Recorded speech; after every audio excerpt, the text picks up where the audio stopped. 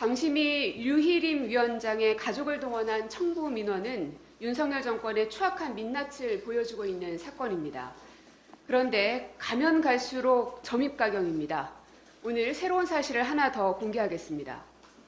류희림 위원장은 어제 본인 명의의 보도자료라고 하면서 공개적으로 관련 내용에 대해서 반박 자료를 낸 적이 있습니다.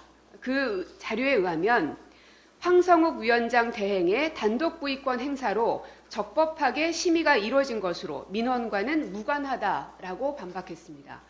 즉 본인이 아니라 황성욱 위원장 대행이 한 것이고 민원과는 무관하다, 이렇게 요약해 볼 수 있을 텐데요. 이 반박은 거짓입니다. 그 근거를 세 가지 말씀드리겠습니다. 먼저 첫째로는 황성욱 직무대행이 단독 부의권을 행사한 것이고 민원과 무관하다고 했지만 31차 방송심의 소위 회의록을 보면 당시에 허연회 위원이 민원이 들어오는 즉시 긴급 심의해달라는 의견을 제기했고 황성욱 직무대행이 방송심의국장에게 민원이 들어온 것이 있는지 확인을 했고 방송심의국장은 네 있습니다 라고 답변을 했습니다.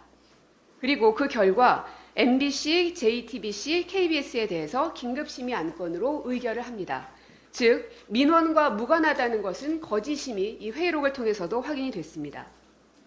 둘째, 류희림 위원장은 내가 한 게 아니라 황성욱 직무대행이 한 것이다라는 걸 강조하고 싶었던 것 같습니다.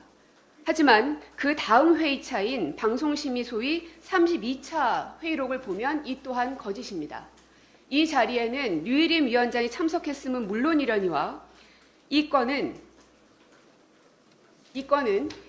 JTBC가 단독 보도로 시작해서 2월 21일 같은 내용을 2월 28일 보도했는데 이 관련해서 민원은 제기된 게 없습니까? 하고 물었고 종편보도 채널 팀장은 다수 민원이 들어와 있습니다. 답했고 이에 대해 류희림 위원장은 이 안건에 대해서 상정해 주시기 바랍니다. 라고 이야기를 합니다. 즉 본인이 직접 이 안건을 상정했다는 게 확인이 됐습니다.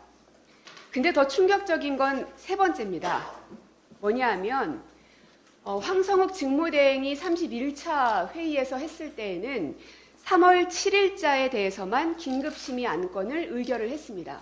그런데 이유를 알 수 없게 류희림 위원장은 이 회의에서 2월 21일자와 2월 28일자 것도 긴급심의 안건으로 해야 한다고 추가 상정을 요구합니다. 그리고 실제로 지시가 내려지고 심의에 들어갑니다.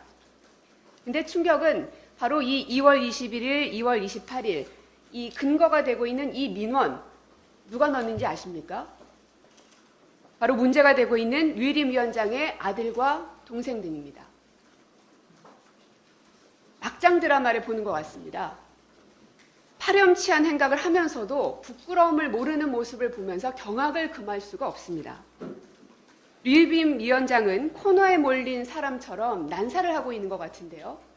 정리를 해서 말씀드리면 가족을 동원해서 청부 민원을 넣고 자신이 회피하지 않고 심의를 했기 때문에 이는 이해충돌 방지법을 위반한 것입니다.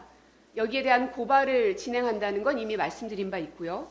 하지만 오늘로써 공개적인 보도자료를 통해서 허위사실을 유포했기 때문에 허위사실 유포 또한 추가로 고발될 예정이라는 점 말씀드립니다.